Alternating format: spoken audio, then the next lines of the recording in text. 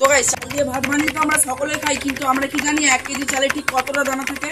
মানে আমরা যদি 1 কেজি চাল মাপি তাহলে আমাদের কত চালের দানা পাওয়া যাবে। তো চলো দেখা যাক। আজকের ভিডিওতে 1 কেজি চাল গুনবো আর দেখবো কত চালের দানা পাওয়া যায়। তো আজকের ভিডিওটা তোমরা সম্পূর্ণভাবে দেখো, তাহলে তোমরাও জানতে পারবে।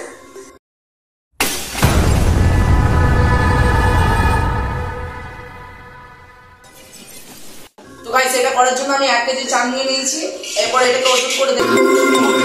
তার জন্য আমি এই 1 লিটারের বোতলে নিয়েছি, কারণ আমাদের কাছে ওজনের ইয়েটা নেই। তার জন্য এখানে রেখে দিলাম। এরপর চলো ওজন করে দেখা যাবে।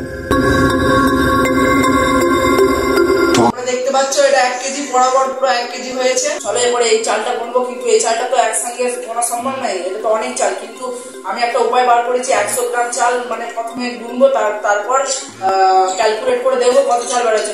আমাদের 100 গ্রাম চাল মাপা হয়ে গেছে। এবার চলো এটাকে গোনা যাক। চলো এরপর আমরা গুনা শুরু করি।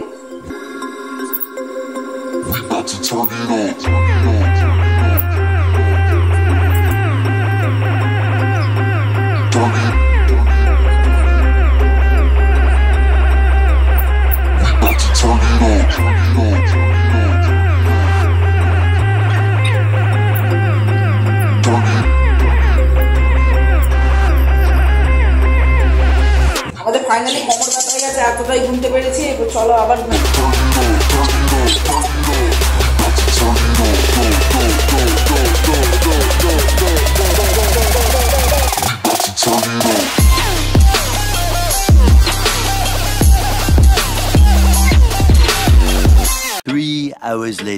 ফাইনালি আমরা গুনে নিয়েছি এই চালগুলো, আর এর মধ্যে দানা বেরিয়েছে মোট 5800টা। ঠিক আছে, 5800টা দানা বেরিয়েছে। আর করতে করতে ভাই পিঠ ব্যথা হয়ে গেছে। তোমরা একটা ভিডিওটা লাইক দিয়ে দাও, কারণ অনেক কষ্ট হয়েছে।